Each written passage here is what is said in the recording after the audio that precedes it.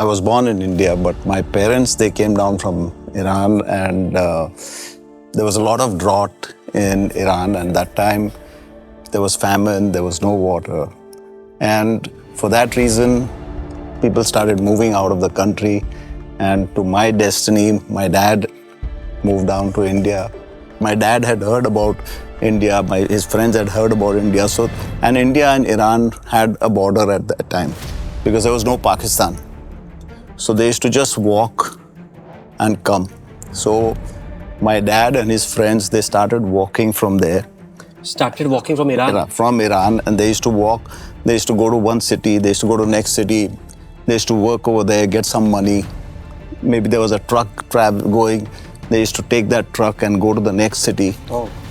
So it was like the whole journey from Iran to India took them 3 months. I told my mother and my father that I've got into architecture. My mom said, "Are you crazy? What do you want to do? You want to become an artist? Sitting on the streets of Churchgate and doing sketches and getting 10 rupees? So that was her impression about architecture. That was the impression about architecture, because myself, I was not aware of architecture. When I got my degree, I started working, and at that time I was getting 600 rupees. And there was no day and night in that office. We used to get into the office, sleep the night over there, start the next day over there, and it was just 24/7. There was a point when my mother, she used to think that I'm doing something wrong. He doesn't come home for nights. So she was doubting me, I'm up to something. And one fine day at 12 o'clock, she landed in the office.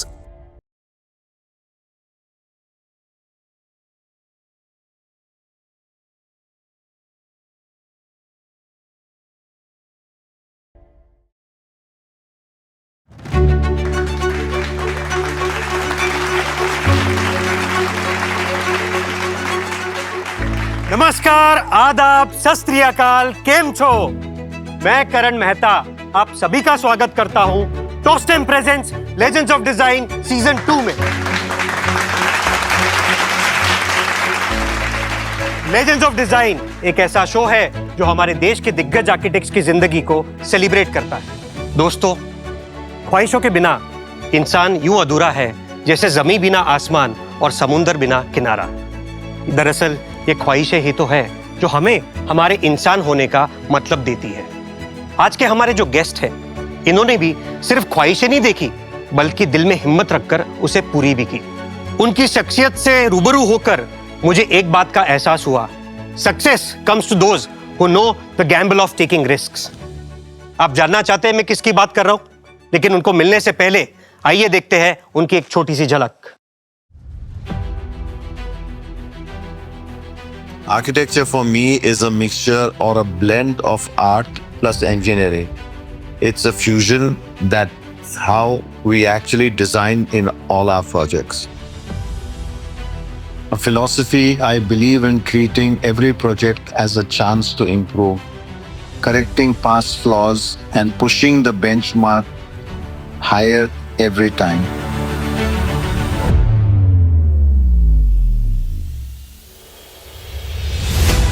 My design philosophy is rooted in creating liberating spaces.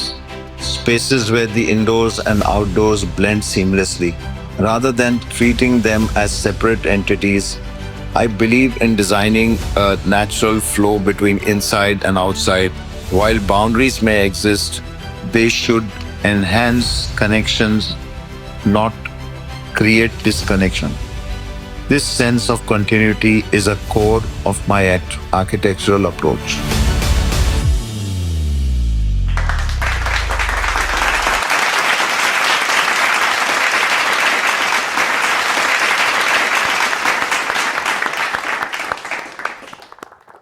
So, ladies and gentlemen, may I now call upon the trendsetter, the deal breaker, the legend of design, architect Reza Kabul.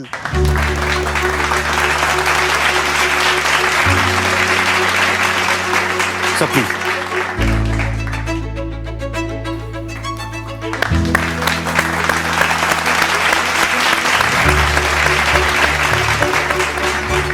Reza sir, first of all, thank you so much for coming here today with us. And it's an honor. It's an honor to have you with us today. Thank you, and thank you for having me. It's a great honor for myself to come over here and be with you. Thank you, sir. It's a privilege. So, sir, let's begin the conversation. Please. Sir, we would like to know how was your childhood, your journey from Iran to India. It would be really nice of you if you can tell our audience, how was your childhood like? So myself, I was born in India, but my parents, they came down from Iran, and there was a lot of drought in Iran, and that time there was famine, there was no water. And for that reason, people started moving out of the country, and to my destiny, my dad moved down to India. He moved down to India, and then he settled down. And then my mom also, the family had come down and they got married here. And then we were born. But we kept on going back and forth. I started my education in India. I started going to school. I went to Christchurch School in Baikla, and then went on to Barnes in Devlali. And after that, I went to Mithibai College, and I did my 11th and 12th. Then I thought I should be, my parents insisted that I should be doing something, professional. And in those days, it was only either becoming a doctor or an engineer. Or if you were not getting into any of these fields, you had to get into dentistry. So when I passed my 12th, started venturing out where we can get into one of these fields. And I did a couple of entrance exams in various cities, and I landed up in Baroda because my dad had a friend's son who was doing his graduation from there in the MS University. And I happened to go for the entrance exam out there, and I stayed with him. So I went for the engineering test if I get in. So when I went there, he was doing his final year in architecture, and he was doing beautiful drawings and colors and presentations and everything. And when I saw that, I said, "What is this?" So he says, "This is architecture." I said, "What is architecture?" "We make buildings. We design buildings." So I said, "What does an engineer do?" Because my perception or my all the way thing was that an engineer makes buildings. And in the conversation, then he explained to me what is an architect and what does it do. So I said, okay, I want to do this. I don't want to do engineering because I don't love maths. I don't love physics. That's I'm all an engineer, nonsense. I can understand that. That's all nonsense, I mean, I'm not from that field. So he said, you got to appear for another test. That's a drawing test. And I did that. And I was qualified. I got into architecture, got back home. I told my mother and my father that I've got into architecture. My mom said, "Are you crazy? What do you want to do? You want to become an artist, sitting on the streets of Churchgate and doing sketches and getting 10 rupees? So that was the impression about architecture. That was the impression about architecture, because myself, I was not aware of architecture. Today, the students know where they want to go, what they want to do.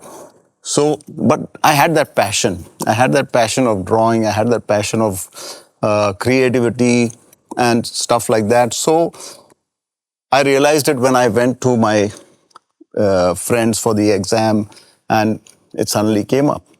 I got into architecture. I started working. I did my architecture, and it was a 5-year course, but it took us 5.5 years because there was a lot of agitation in Gujarat and all that stuff. So it took 6 months more. I passed out and I came down to Mumbai. And when the agitation was going, it was 6 months. So I came down to Mumbai, and one of my friends, he said that, what are you doing? So I said, I'm doing architecture. So he says, why don't you join a friend of mine? I said, who's this? So it's a small firm. They've got only 4 or 5 people. He just started a couple of years ago. And he's a friend of mine. He'll employ you. I said, I'm not finished my architecture. He said, no problem, come. So I went and I met Mr. Hafeez, contractor. And it was a small office. Reza sir, your father's journey is such an inspiration, the transition from Iran to India. I would like you to share that story with our audience. So as I said earlier, there was a famine and there was Second World War. Russia had got into Iran from the north and from south. Britain has got in. Iran was actually with Germany. So Germany lost the war and they got in. And there was famine and life was very harsh at that time. So my dad was just about 18 and some friends together, they moved. They have heard about India because the first immigrants to India from Iran were the Parsis. Okay. So when the Islam came into India, in Iran, they moved to India. That's the Tatas and the Godrej and all that. They came into India because they were being asked to convert to Islam and all. But my people, they stayed back and we got converted. Okay. So they had heard about, my dad had heard about India, his friends had heard about India. So, and India and Iran had a border at that time because there was no Pakistan. So they used to just walk and come. So my dad and his friends, they started walking from there. Started walking from Iran? From Iran, and they used to walk. They used to go to one city, they used to go to next city. They used to work over there, get some money. Maybe there was a truck going. They used to take that truck and go to the next city. Oh. So it was like the whole journey from Iran to India took them 3 months. 3 months? Yes, that was it. And when they landed in Mumbai, my dad came to Bombay, and that was Bombay at that time. Somebody who introduced him to a restaurant, and he started working there. The day, my dad always told me, when the first day was over, the owner of the restaurant gave him one gunny bag, goni, that you fill the kanda. It used to come in those times. They gave him one goni, one for putting it on the floor and one for covering. Okay. So they gave him 2 gonis. They closed the restaurant and they made him sleep on the steps. Okay.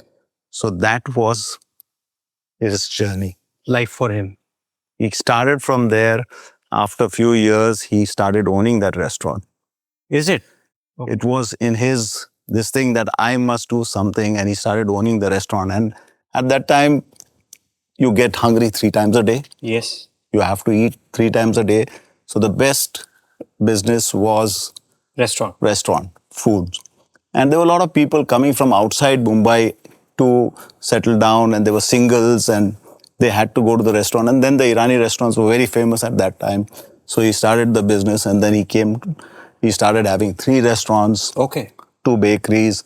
And that was the main business that the Iranians had, and he had it too. Okay. But his vision, his thing was, I didn't study. I want you all to study. And he used to keep on pushing us to study. And his vision was, you either become a doctor or, an engineer or a dentist. You have to be qualified with something professional. Because just doing a BA or a BSc at that time is not enough. Is not enough.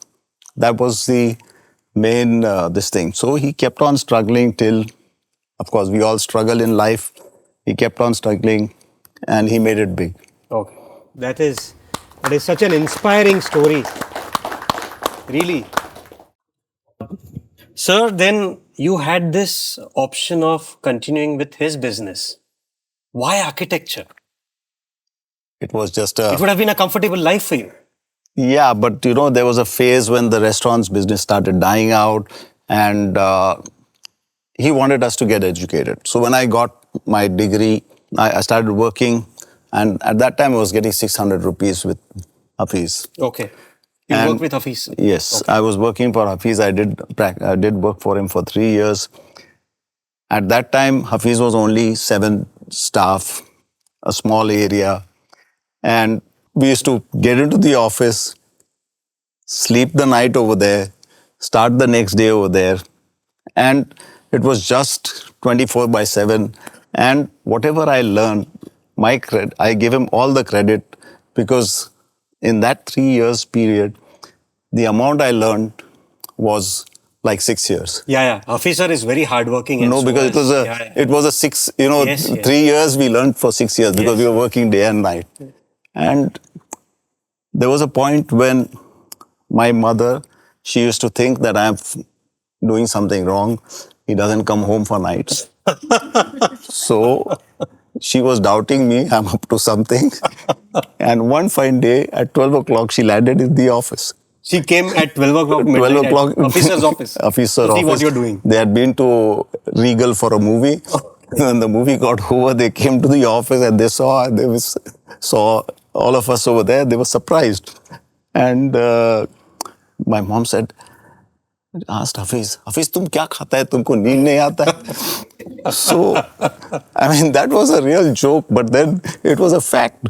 So, we used to work that way. And as I said, whatever I am today, I owe it to Hafeez. No, he's given that opportunity to so many people, Sure. even till date, and he's really, really very hardworking. I have seen that. Yeah, I mean, I look back at him, today he's 75. I look at him whenever I think I'm tired, I'm exhausted. I always look at him and I get inspiration. I say, no, when he can do it, why can't I? Why can't you do it? Yes. Great. So, sir, how did architecture happen? How were your college days? How were you like a kid? And when did you decide that, yes, architecture is something that I want to do or pursue? So as a kid, I was the games field. Okay, tech savvy.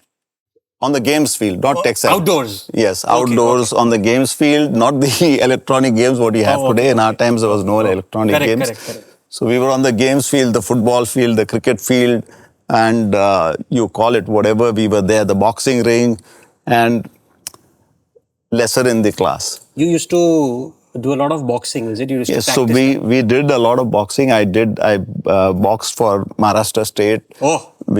I got selected for the Asian Games once. But there were some political things which I could not take part. But I got selected to represent India in the Asian Games. Wow. So that was in 1976, 77 that time. No wonder you are so fit even today. No, Do you still practice it? no, I just go to the gym, that's it. Okay. So, I mean, that was our thing. And, we used to be more on the games field than on the academic side. LLBs, lot of the last bench, but scraped and passed always. Okay. Last day studies. Same with me. I am a mechanical engineer. I used to study only 1 month before the exam. Got passed. But I think that was too early. Okay. We didn't do that also. It was the last time. Is it? Okay. So, sir, when did you decide that, yes, architecture is calling?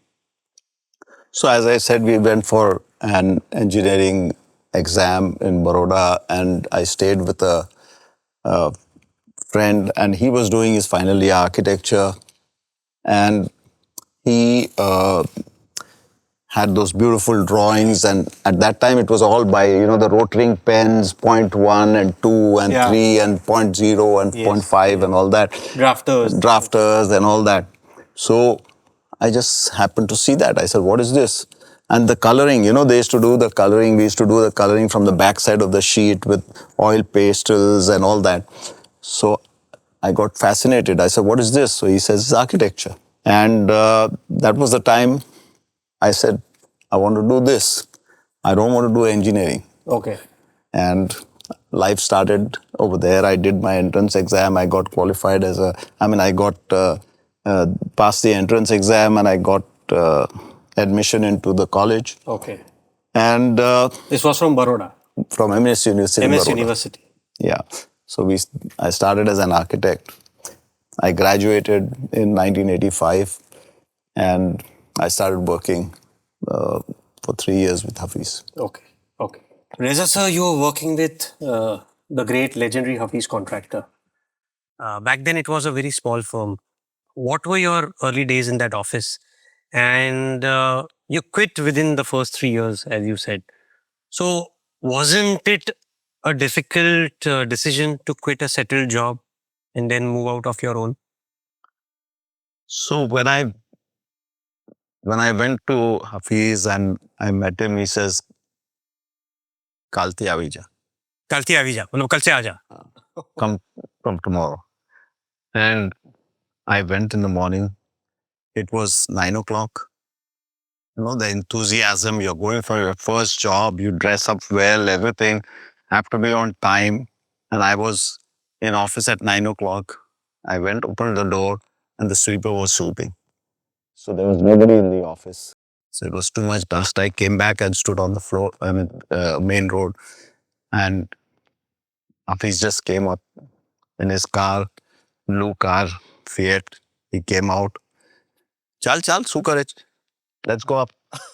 Yeah. We went up. We pulled out a piece of tissue.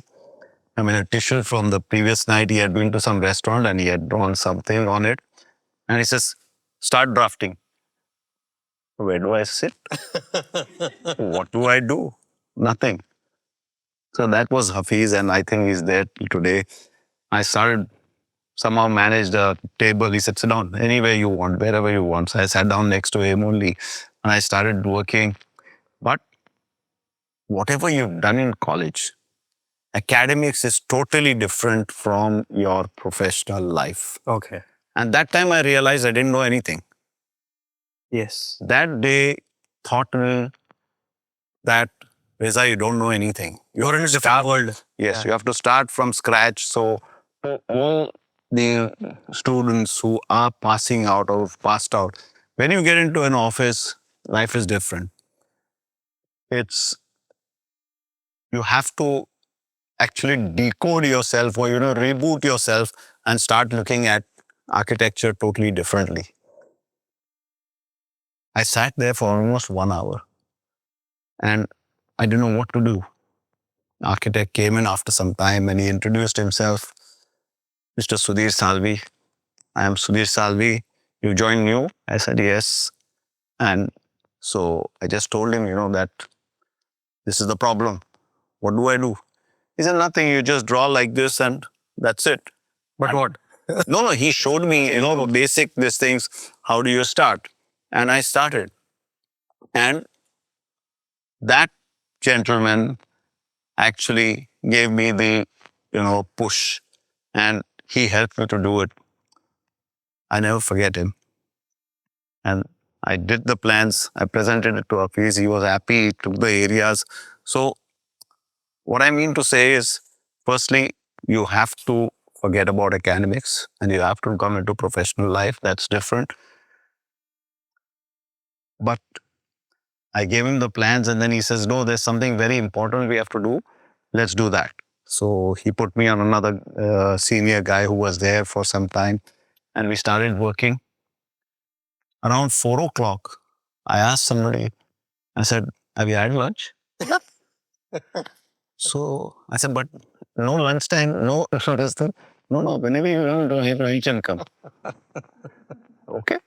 So I went and had lunch, came back, started working. And by about 9, I saw we were only 3 of us, Hafeez, myself, and the other guy.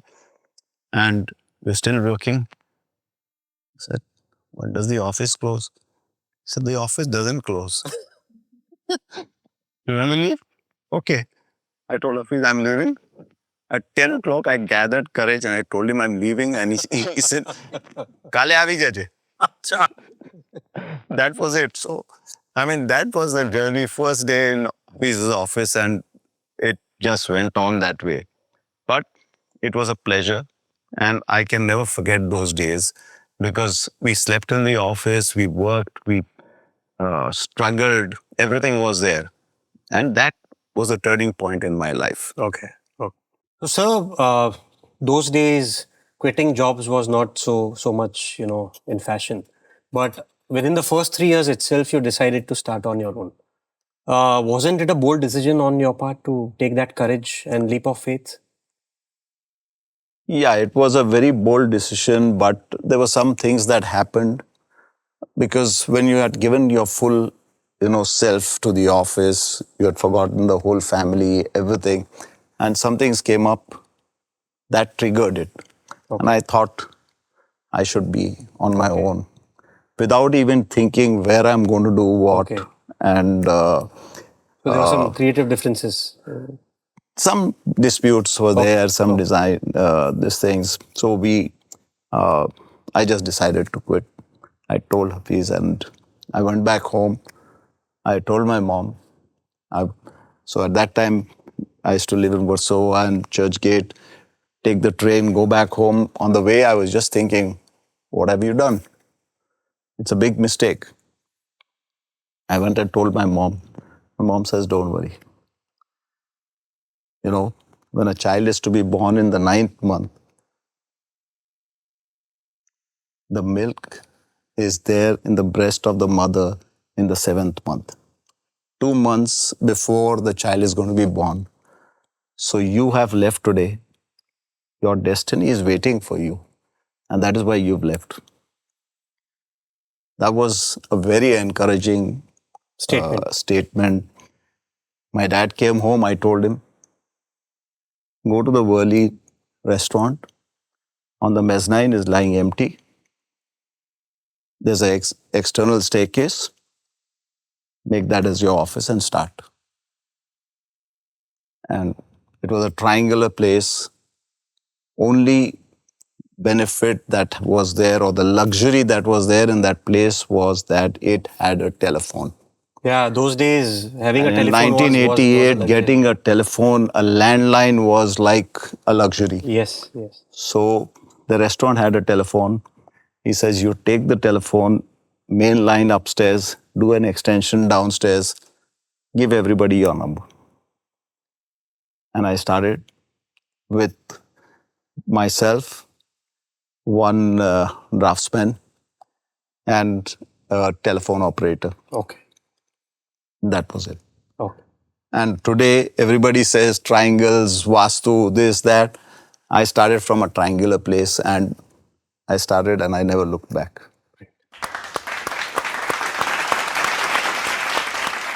At that time, nobody knew about Vastu. It was just today, or maybe, when you don't have anything, you have nothing to lose. Yeah. But when you have something, then you start getting scared. Then you look at Vastu and everything. Okay. So, sir, how were your initial days? What were your early projects or independently when you started on your own? So when I started, I didn't have any projects. But that is a very wrong thing to do. You have to plan. Whatever you do, you have to plan. You just can't jump into something. I just jumped into it, and destiny, my God was kind to me, and I started, but initial days were tough.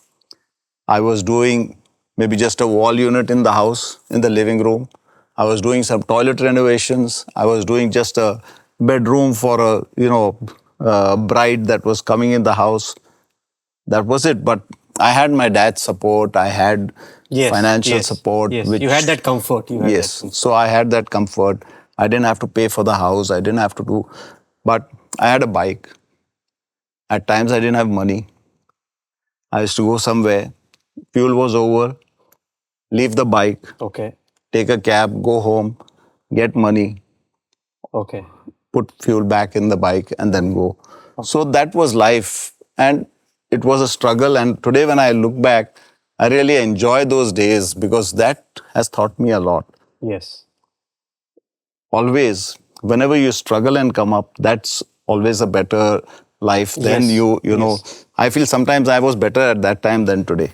Is it? Yeah. Why do you say so? Because, you had time for yourself. You had a lot of things for yourself and you enjoyed it because you were reaching, you were trying, and every day you were doing something, you were rising.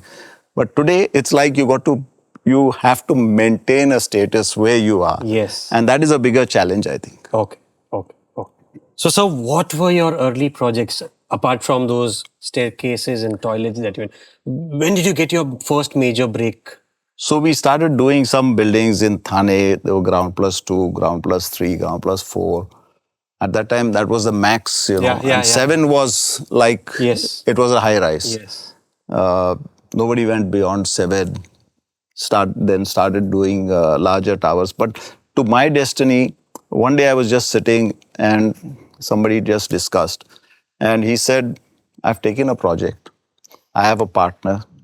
And if you would you be interested in doing something as a concept? If you like if they like the concept, we can bring you on board.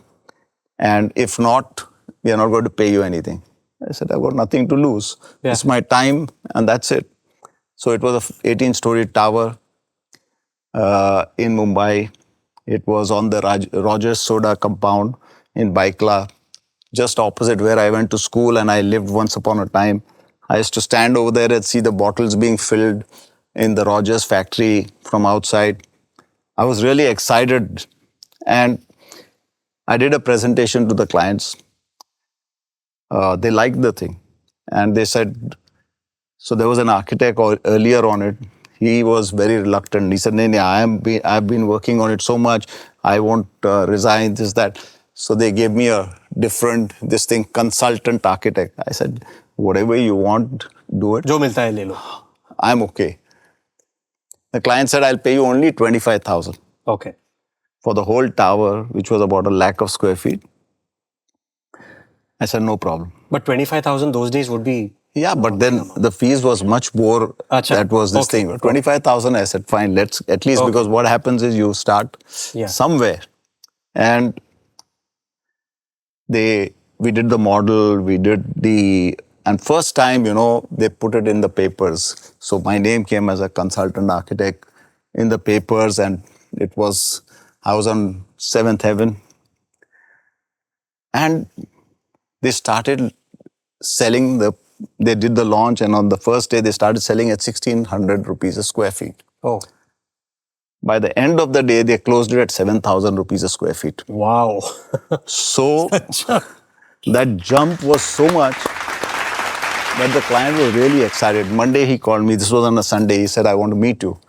I went back, and he says, what would you charge me for a full tower if I would give you this thing, design? So I don't remember the figure. I said, so much. He said, I give you. I'm sorry, I told you 25,000. Your rightful fees is this much. I'll give it to you. So, good work. Initially, you may not get, the appreciation, but you have to keep on working. You have to give it your best. A lot of students, they come out today and they demand, a price which is, and they don't know anything. You have to take a chance. You have to prove yourself to get what you're getting. If you don't prove yourself and you just demand, it's not right. True. So I had proved myself and I got it. And after that, there was no looking back. Because then that client started introducing me to so many people. The people who had come on the launch, they started inviting me, they started giving me projects. So one thing leads to another, but you have to prove yourself. That is the main thing. So that was my life's turning point. Doing an 18-story tower in 1990 was a very big thing. A big achievement. Yes. Great. Reza sir, there is one important person in your life, Mr. Sultan Maradia, who gave you a lot of breaks initially. So how was the journey working with him? And how was the transition from India to Dubai? So it was Mr. Sultan Maradia who we did the first tower for. And he got so much confidence in us that he started, introducing us to many other of his friends. And he gave us a lot of projects then. So the other project that I did for him, which was really a landmark, was the Marine Plaza Hotel. Okay. On the Marine Drive. That was an existing building, a residential building, which was converted just for namesake as a Bombay International Hotel. It was shut for almost 8-10 years due to some legal issues. So they took over the project and they got me on board for the hotel. So the problem with that was that it was a heritage precinct. It was an existing building. We couldn't pull it down. We had to play with the structure that was there and do the entire project. Okay. The brief was they wanted to do a 5-star, and looking at the high profile location and an art deco present, we had to keep all these aspects in mind and then design.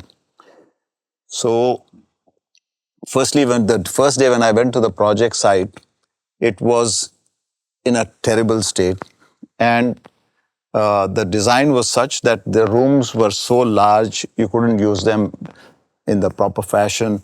So, and in the center of the building there was a choke, and there was all the elevators and the staircase, and it was a very bad site that time. And like in the old days, used to have all the drain pipes coming through there. So when we saw the site, it was a big challenge. We sat down and we started working a lot. And that time we used to work on, with sketching, with pencil and this thing. We didn't have any computers, and there was no drawings to the building. Okay. So we had to actually measure the entire site. We did the survey, but the internal things, we had to measure it and measure the column sizes and everything that was existing and do the entire project.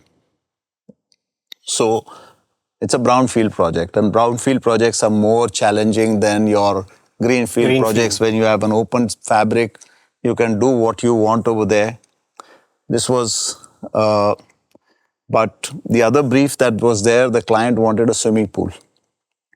And we didn't have any external areas to put in a swimming pool. The only place that we could locate is by putting all the rooms around, and we wanted all the rooms to face the sea. Okay. Because if coming over there, you're paying to... Yes, for the view. For the view. So when we started, the only place where we could put the swimming pool was on the top, where we had taken out the choke. We created into an atrium, we put glass elevators, and then we put the pool on top. But when we were putting the pool on top, the light was getting, there was no light in the atrium.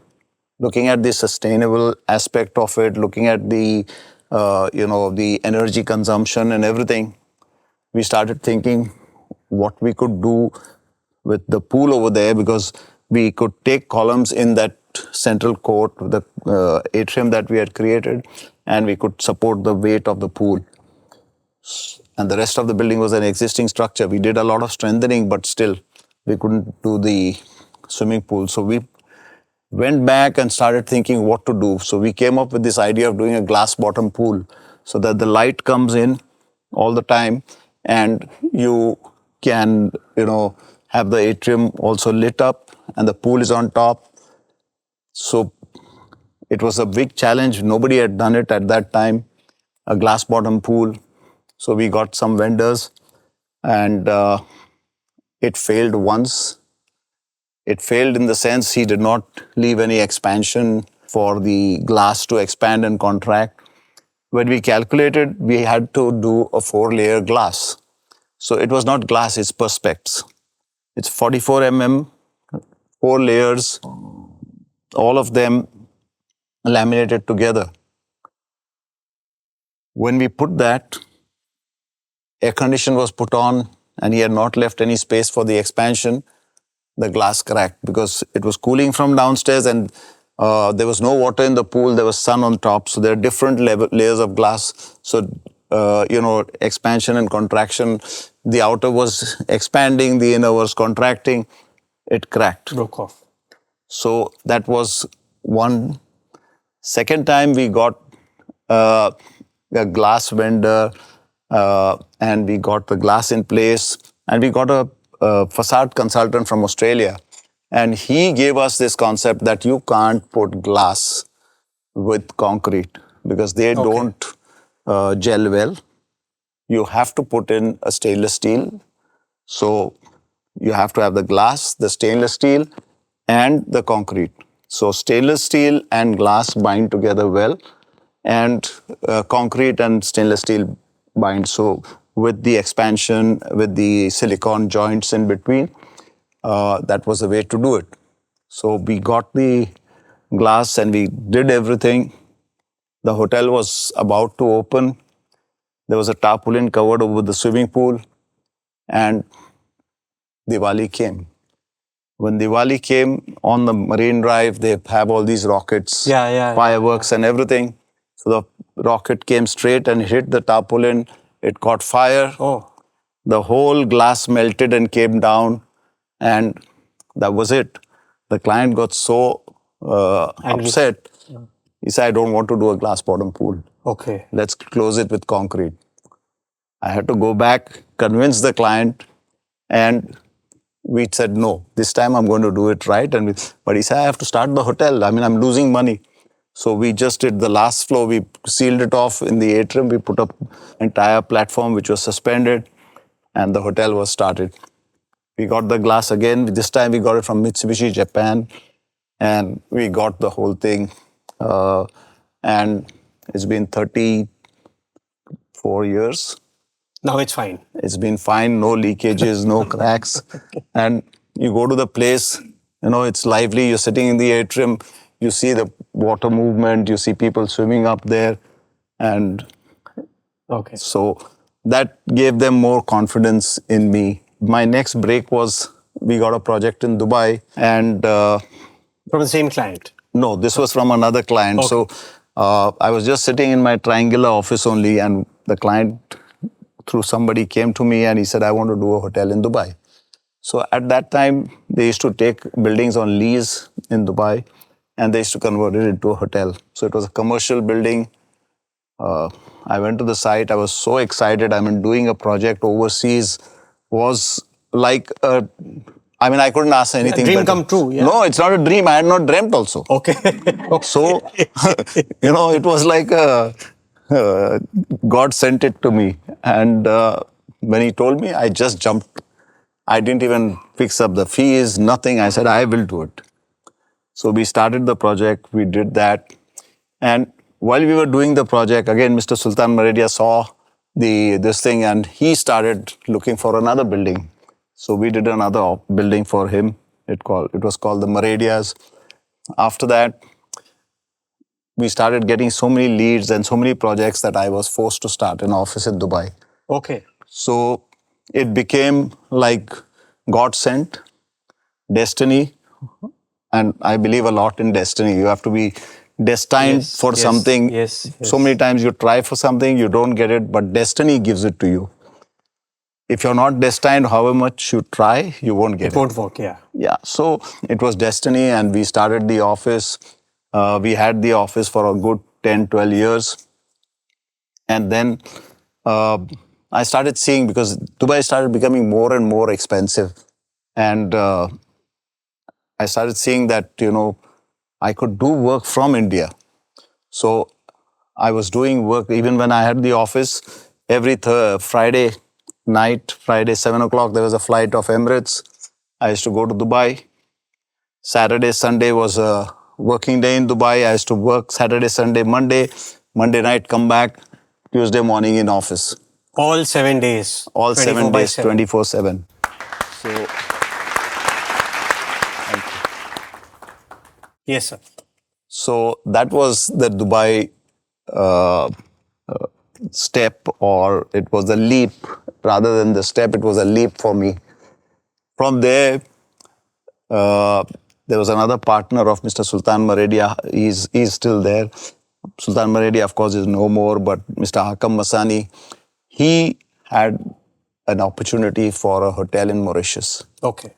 So it was a project that was started. It was done by an Indian architect, and it was to be a Taj. But Mr. Hakam Masani came in, and the project was shelved for some reasons. We started a scratch. Okay. And a very senior architect, he had designed the property in such a way that he had rooms facing the sea, and he had rooms facing the backside mountains and the sugarcane field. When I was brought on board, I said, first of all, we have to scrap this thing. So he said, why? I said, because if I'm coming to Mauritius, I'm coming to see the sea. I'm not coming to see the mountains. Yeah. If I'm paying to come to Mauritius, I'm coming to see the sea. I Correct. don't want to see the mountains. So when I don't want something, I cannot expect the end user. So I always, myself, I'm a person, I put myself in the end user's place whenever I'm designing. So I thought, no, Reza, you can't have it on the back side. You have to have it in the front side. And we did the entire design again. We scrapped everything. We faced all the rooms facing the sea, and the landscape in the front, the pool. And it's been what, 30 or 25, 26 years, or more than that. Almost 30 years that the project is completed. It started as a Radisson, then it is the Lee Meridian today. Okay. So 200 rooms on Mauritius, in Point of Puma, a 1 kilometer long beach. And so that was the other destination, or Yeah. whatever you say. Okay. Sir, since we are talking about destiny, there's an important project in your career, the Bharat Diamond Bourse. What's the story behind that? So when I started my practice, and at that time BKC was just announced, and I would pass by that because that was the only main street was done, and we used to come back, and then we used to go back. There was no connections from anywhere else. So when we used to go there, I would see this building coming up, the Bharat Diamond Bourse. And whatever you wish or whatever you dream, you get it. And I always dreamt that I should have a project of this magnitude in this place, because it was 20 lakh square feet and 20 lakh square feet of basement. So it's all 40 lakh square feet total construction. And it's a very important building. It's one single large construction. And every time I used to go, I had some time in the night time, I used to take a drive. I used to go up to there and come back and look at the building. After a few years, the building got shelved because of some reasons. And it was shelved for almost 10 years. So the earlier architect was discontinued, and they started calling architects to see, because there was a new committee, the whole committee was dissolved.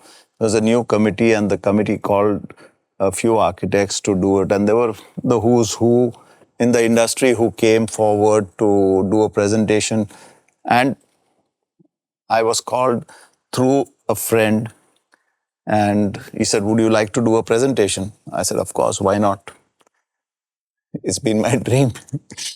So I just went there and we studied the entire thing. We got the plans and we did a presentation to them. It was a big challenge with almost 200 to 300 people. They were all committee members, and so it's like a society. Bharat Diamond Bourse is a society, and each of the office owner is a member of the entire Diamond Bourse.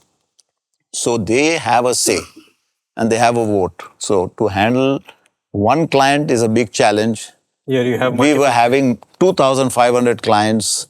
Handling 2,500 clients was such a big challenge. But I think I'm very amicable. So when the client says something, I say, fine, let's do it. I'm ready for challenges.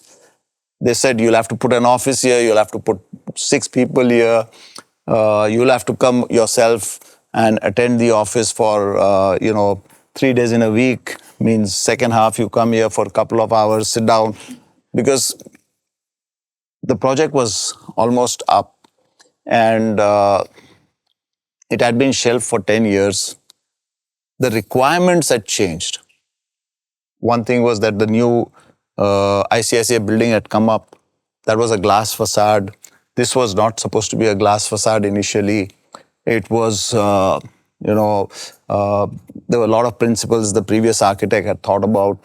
So we had to go back, first of all, look at what the entire site is, how it's working, understand the diamond industry, and then try and get it back into this with today's needs.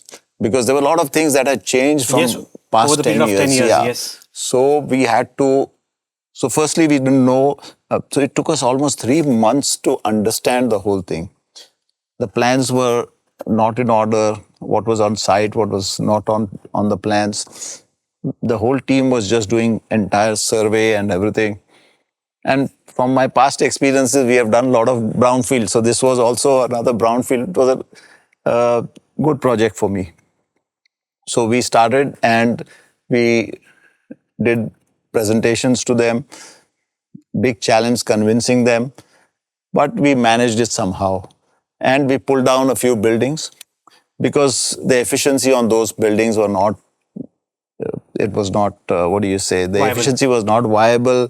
So, they couldn't get the numbers. The construction area was more and the carpet area was less. So we had to go back and do that. And then the requirements of the office sizes had changed.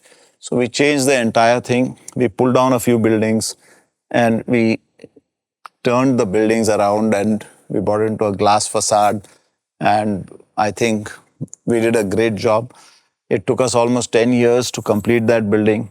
But yes, we managed to finish it. And I think we did it in a nice, we did a great job on it. Okay. So again, you were destined to Absolutely. Absolutely. Yes. do this. Then there was a new milestone in your career. You started expanding in the West. You established your firm in the US. So how did that happen? So before that, in 2003, we did the tallest building of India. Okay. That was Sripati Arcade. Yes. This was registered in the Limca. Yeah, it was registered in the Limca Book of Records and it was 153 meters. At that time, nobody had attempted to do a tower of that size.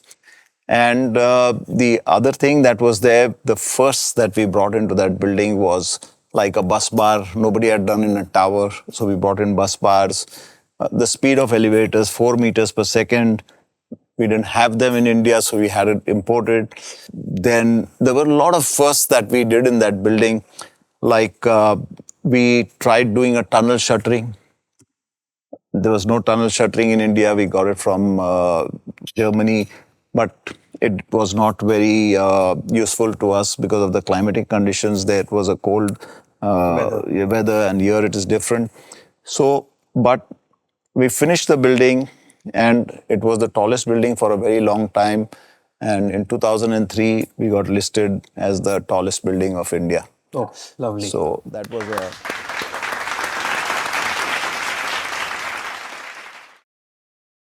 So as time went by, and I'm a person, I cannot sit in one place. Yes. I cannot, I have to keep moving. I have to keep thinking. You get restless otherwise. I get restless. If I don't get phone calls, I say, why I'm not getting phone calls? If I Something don't wrong. travel, then I say something is wrong. So we got the green card. And when we got the green card in the US, so my family, we moved to the US and took the green card. I didn't know what a green card was. When I got it, I got to know that you have to stay, out of 5 years, you got to stay 2.5 years in the US to get to become a citizen. Okay. So I was not ready for that. I said, what am I going to do? I can't be sitting idle. Yeah. So I met a few people, met a few friends, looked at some offices, 2 small offices, we bought the companies and we started a new company by the name of ARK Studio Okay. West. So it was there, we had these 2 partners initially and we started doing a lot of projects over there as well as in India. But my dad always told me that God doesn't have any partners.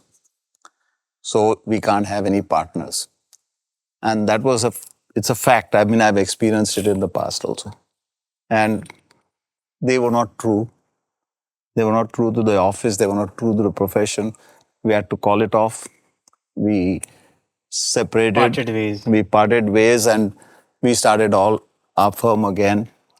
And we've been doing projects and we are still doing projects in the US. And because of the US, we are getting a lot of projects in, like we got some projects in South America. And we are doing 2 projects in South America now. We are doing some projects in Thailand and Kathmandu. You're doing a lot of projects in Africa as well. Yes, we are doing some projects in Africa. We finished a lot of projects in Africa as well. Okay. Yeah. Great. So, we are in such an industry where probably 50% of your work is not, completed. I'm talking about unbuilt projects. I beg to differ. I would say 25% of your projects get built. 75% don't get built. Okay. So, I mean, when you're doing a small project, the chances of being done are very high. Okay. When you're doing a larger project, so we do a lot of competitions, we do a lot of projects which don't see the day of light of day. So they don't see it because what happens is there are sometimes it's a competition, you're not the lowest L1. Sometimes, XYZ reasons, the project gets shelved because of the financial problems. Constraints. The other thing could be your, the bylaws, the rules change and the project doesn't go through. So there are various reasons, or, the client is, he feels that, the market has changed, and because the market has changed, the project is not going to be viable. So there's a lot of those projects which I call them as unbuilt dreams.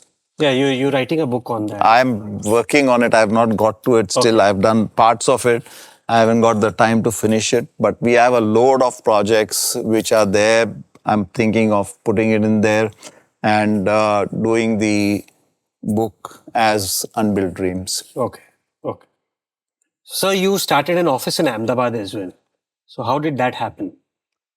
So we have a client in Ahmedabad and we did the Taj skyline, which is a 365 bays and total construction is almost about 18 lakh square feet. So it's a mixed use.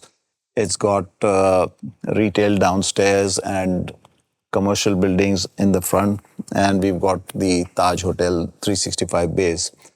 So when we did this project, our client was, we got pretty close. It was a large project and very fast track project. It happened during the pandemic. We completed during the pandemic. And when we completed that, while we were working in Ahmedabad, we heard about Gift City and then we visited and somebody approached us for a project over there. And we started doing projects. It was one project which was a very challenging project, very difficult site, and we managed to do that project and then consume the FAR that was required or even more. And when we got that, so we got known in the Gift City. And my client said, this location where we've done the Taj is a very lucky place. I want you to have an office here. Okay. And then we started an office and then we did a lot of competitions there. Gift City is actually one of, I would say, it's the smart city of India. Okay. Where there is all your services, everything is already laid down and there are tunnels below the ground. The services are all within the tunnel.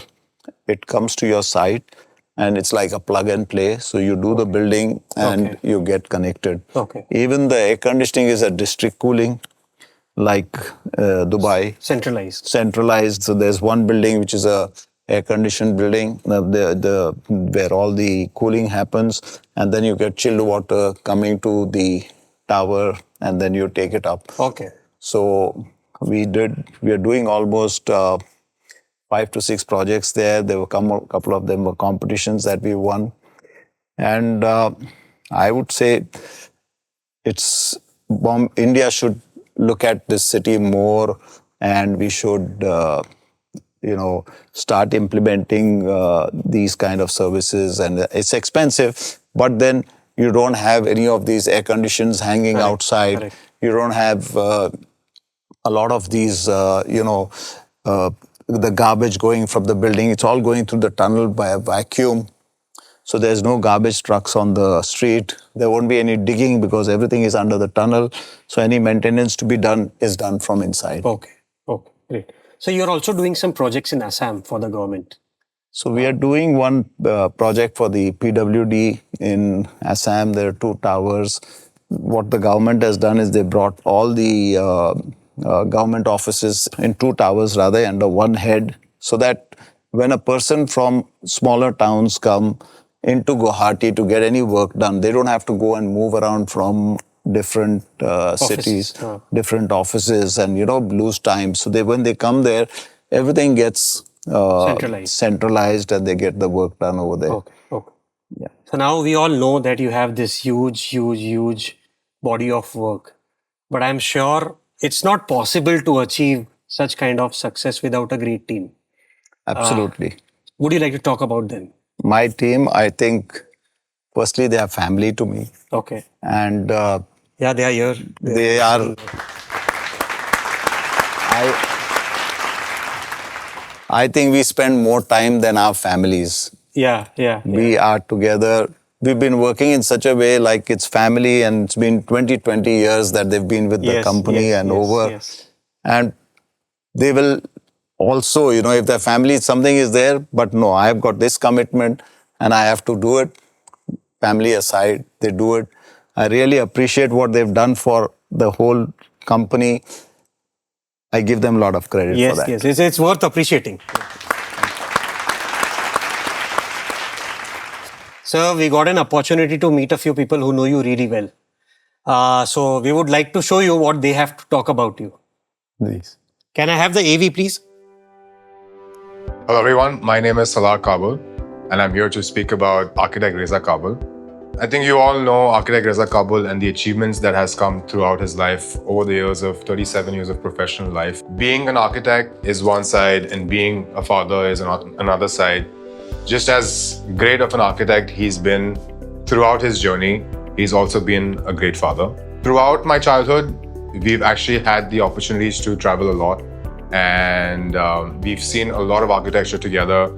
I think that's one of the very first moments with me and him where, architecture really sparked for me. He would always pinpoint a few things, when we would travel about architecture. Now, whether it's the facade, whether it's, some things that were done, in his opinion, in the most marvelous way, or sometimes there could have been design flaws. So there were these small things that he would, encourage me to, look into and appreciate and get inspired by. During the college days, I was very confused in life where I wanted to head towards and what I wanted to do. But being a great father, being a great architect, and being in this profession for such a long time, he saw something in me that, pushed him into encouraging me into continuously pursuing this profession. There's a very, very old saying of his that first started with me and has moved on to my sister now, who is soon going to do architecture as well. It's a very old saying that, never say impossible, even impossible says I am possible. And that's something that, my sister and myself take it to heart, and we've kept that, engraved into our minds and move forward in doing everything in life. I'm Mahnaz Safti Kabul. Reza is a very hard worker and a very good human being. He encouraged me for come to this industry, and that's why I came from California to Mumbai. And he already, in my case, builds everything. I'm only polishing. After 4 years, I'm director of the ARK, and he is in the work. It's very strict, and he wants everything perfect. But at home, it's opposite everything, and it's become very funny kind of people. Hi, I'm Javed, and I happen to know Reza sir since the last 40 years. I have been now given the opportunity to work with him as a PMC. Reza sir, I have known him since almost about 40 years, which I was saying. He's been always very warm, very helpful, and always there for us. As you know, as everybody knows, he's achieved so much in life, and that really is because of his nature, because of his work. This is Mangesh Rane over here. I am the architectural director with Reza Kabul Architects, and it's been a long journey in this office for me. I started as an intern over here, and actually it's been 20 years right now. I started in May 2005, and it's 25 right now, so this is a 20th year. As an intern, I have a small incident what had happened with me with Reza sir. That was my first interaction with him in this office. I was working with an associate and there was some urgency of printing or something, so that job was handed to me. And I was trying to get the printer to work, but somehow it was not working. And so he wanted the print so urgently that he had rushed into the office, took the paper from me and loaded the printer himself. So that was my first interaction and my first impression of him. The work is so urgent that if it is needed, the boss himself comes and does it. So it was a great impression of him from that day, and it continued for the rest 20 years with me. And it has stayed and helped me grow in my process as being an architect. From loving this field, his passion with which he works, which I had seen 20 years back, is still there. His things to come on time, to deliver on time, to have the interaction with each and every client himself, to get into the design process from the concept to the execution, to the site execution. Everything he likes to be involved himself. So that is the greatness of Mr. Reza Kabul. I am architect Manish Harihar, a senior associate with Reza Kabul Architects. My first experience with Reza sir was when I was called here for an interview. The interview was scheduled at 9:15 a.m. in the morning. My first thought was, who comes at 9:50? At least not the boss. I was sitting in the reception hoping to see Reza sir walk past me. The receptionist comes at 9:30. She walks it. She comes back saying, Manish, sir will see you. And I was so surprised to see Mr. Reza Kabul sitting on his desk, already started with his work. I entered. I asked him, so I'm here for an interview. He said, yes, boss, I'm waiting for you. I've been waiting for the last 15 minutes. And that's how Reza sir is. Always on time. He respects other person's time. He expects other person to respect his passion and his time. Hi, this is architect Zafar Iqbal. I'm associated with architect Reza Kabul since 2006. I joined ARK as a trainee. I'm working with him since last 18 years with him. Now as working as a senior associate with him. He has a very strong designing point and very punctual in terms of all. I will share one of my experience when I was working in one of the most prestigious projects of one marina with him. He sit with me in the evening around 4:30 or around 5 o'clock. Then we started designing those one marina, and we ended up doing the sketches and all those things around 1:30 or so in the night. He's very passionate about his work and towards his designing. One of that one marina project took us around 1.5 months, and each and every day he sits with me late evening, and another day he's coming up with his new ideas in his mind, and let's try this option, and we came up with such a amazing building. You can see as a one marina. So as a boss, Reza sir has a very deep commitment to excellence. He always knows how to keep the energy levels high. Wherever we are stuck, whenever I've been stuck in my career for decision making in terms of the design, he's always been there to give a solution, which sometimes we feel is very difficult to fit in, but then it always works beautifully. I've not only grown with his help, but I've gained a sufficient amount of knowledge even for my growth later on. And it's been amazing working with Reza sir. It's always, the energy levels are always high. He brings out things that we have never been able to get in terms of design. And goals are always celebrated throughout within the entire team. This is Mitali Upadhyay. I am working at ARK architect Reza Kabul from past 20 years.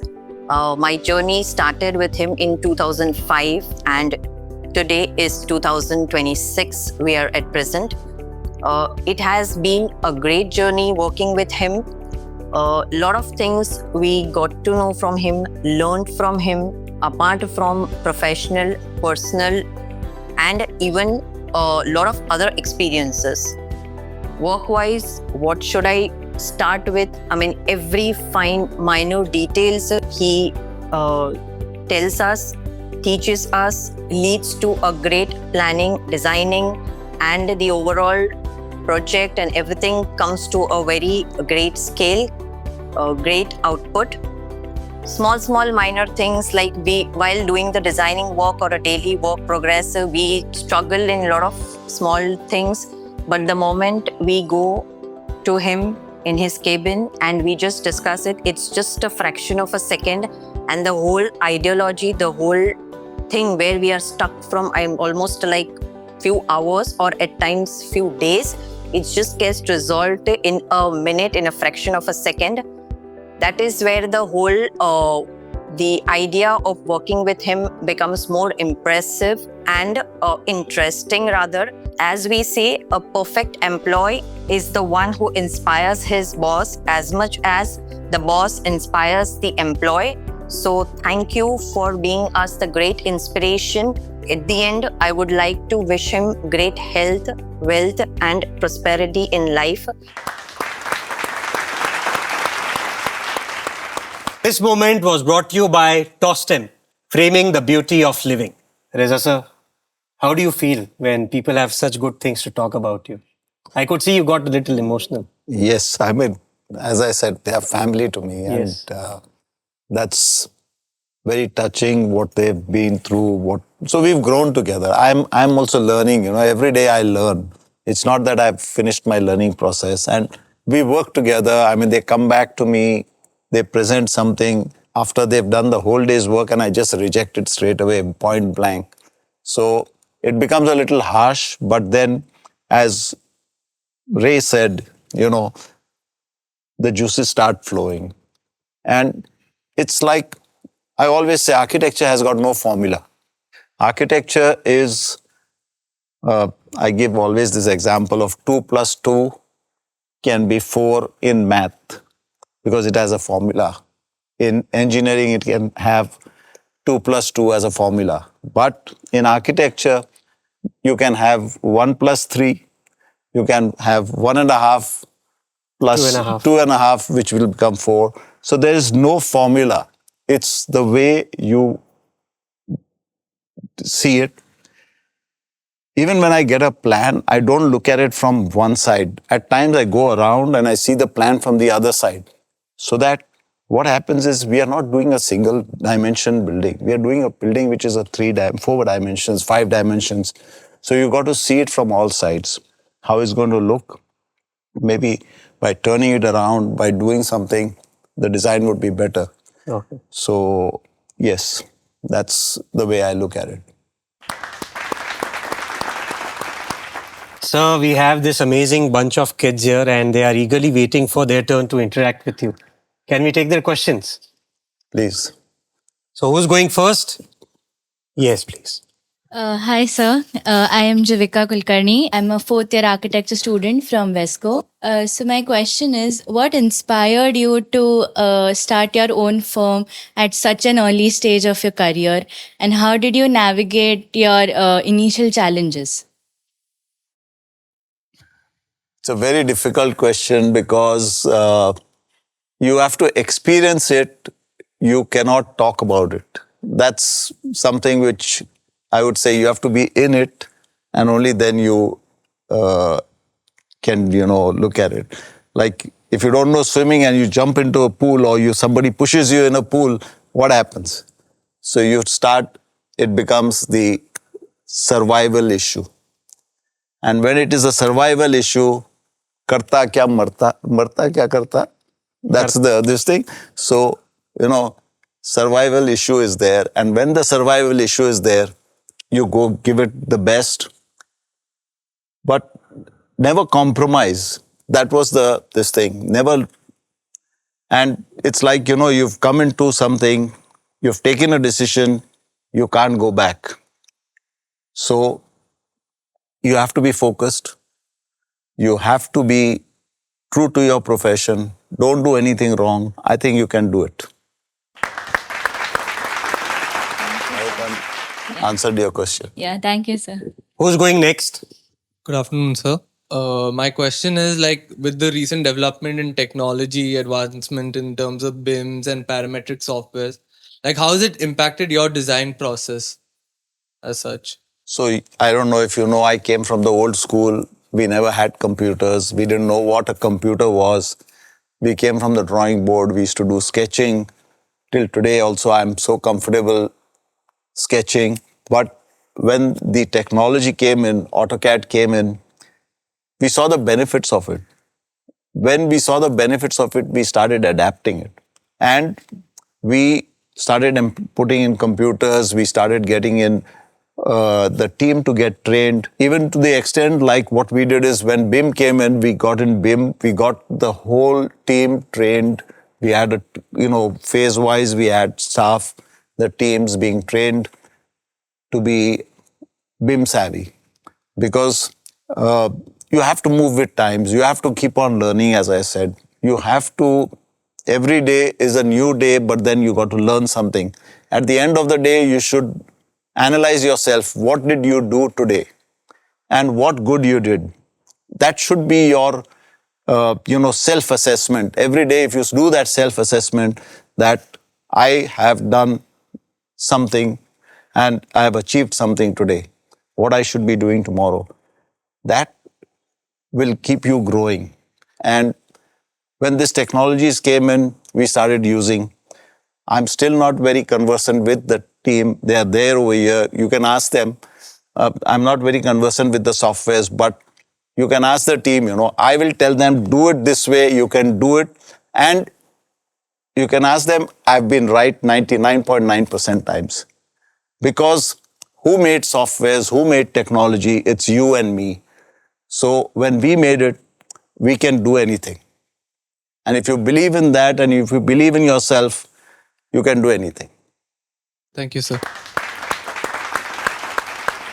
Who's going next? Good afternoon. My name is Aryan Ghule. My question to you is, design in India is changing rather rapidly. You say you come from the old school. You have seen India develop over the years. Where do you think our Indian architects headed on the global stage? So, as I said, we can do anything. When international architects come into India, I am the first one who opposes it. Because we can do anything. And if you believe in yourself, you will achieve it. What is there that we as architects in India can't do that overseas have done? Yes, they have had the opportunity, they had more exposure, but we can go and do the research, we can do our homework, and we can also do it. Similarly, now when I'm doing so many projects outside. So when I started the office in US, initially it was a big challenge. We did not know, because US is more about codes, more about rules, more about, bylaws. Whereas in India, there is a lot of things which are hota hai, chalta hai, dekha jayega. There's a lot of gray matter what we have. There's no black and there's no white. Whereas over there, it's all either black or white. This will happen or it will not happen. Here we've got very different means and ways of doing things. So if you want to do anything outside this place, you have to learn the way it is to be done over there. And I think today, a lot of Indian architects are doing so many projects overseas that what is less in an Indian architect than an overseas architect? We can do anything.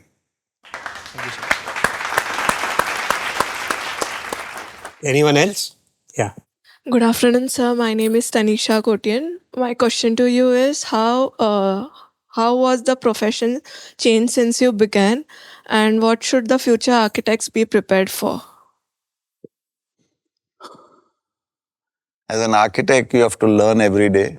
As a human being, rather, I don't say an architect alone. You have to be learning every day, and life is a big challenge. So you have to be ready for any kind of challenge and leave the rest to faith. You do your best, be true to your profession. You have to be successful. Thank you. Myself, Avinash Sabagani. So I have basically three questions from you. So my first question is, the Maharashtra government has made an ambitious plan of providing 35 lakh housing units to the city. Needy. And by creating that, they are saying that we are going to provide a land bank, create the land bank within the Mumbai city by 2026. So do you think it is achievable? And my second question, how do you get so many projects? How do you get those projects? And my third question is, how do you get the fees from the client?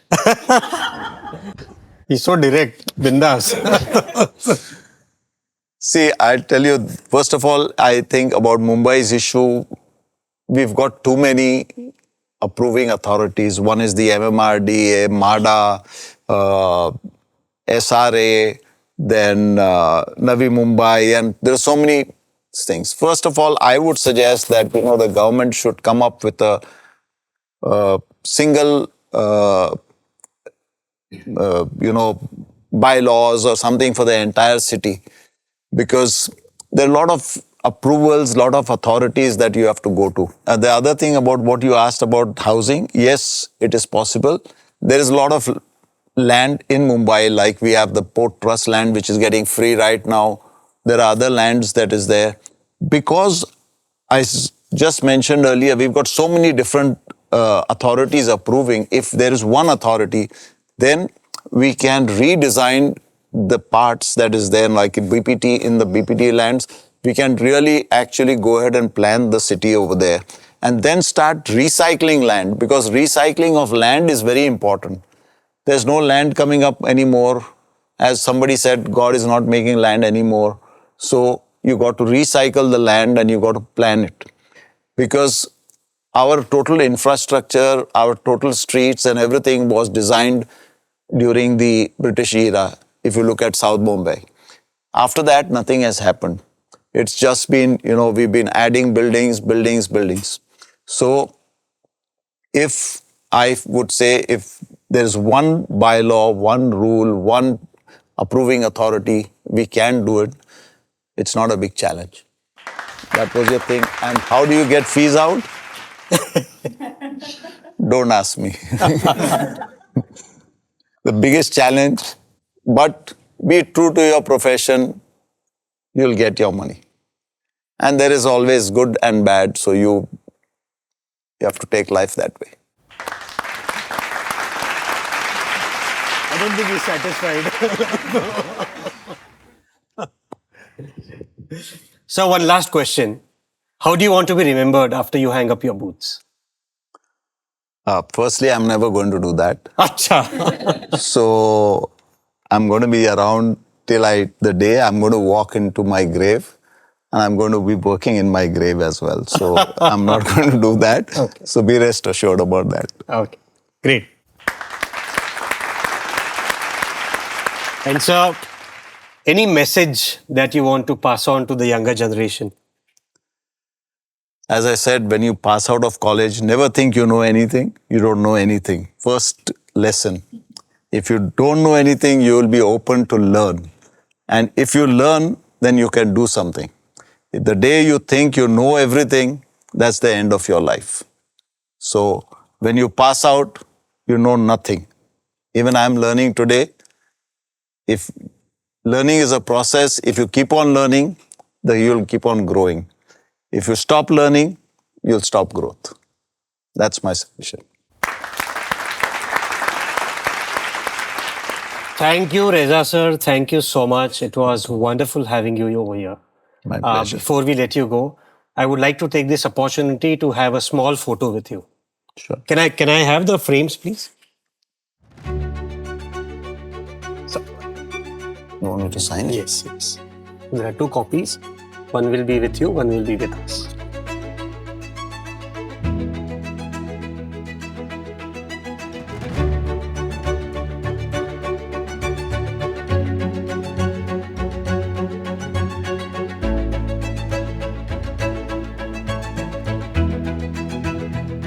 Second language.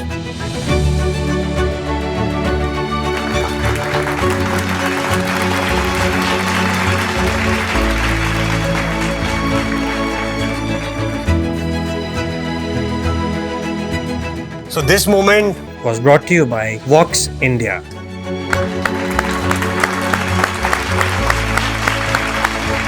तो मेरा तो रेजा sir के साथ photo हो गया। अगर आप लोगों को भी रेजा सर के साथ कुछ बातें करनी है, फोटो निकालने, तो जल्दी से आ जाओ। आ जाओ, आ जाओ, कम एवरीवन, कम।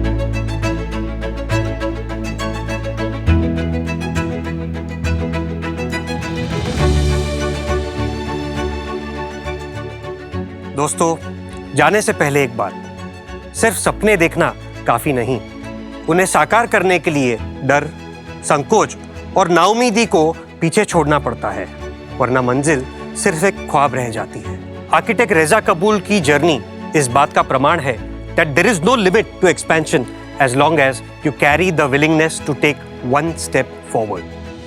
वो कहते हैं ना, मैं अकेला ही चला था जानिबे मंजिल, मगर लोग साथ आते गए और कारवा बनता गया। We thank our title sponsor Tostem Windows, our powered by sponsor Vox Building Material Products and our automation partner Smart Node Automation. दोस्तों, जल्दी मिलेंगे अगले हफ्ते एक और नए लेजेंड की कहानी के साथ। तब तक देखते रहिए लेजेंड्स ऑफ डिजाइन।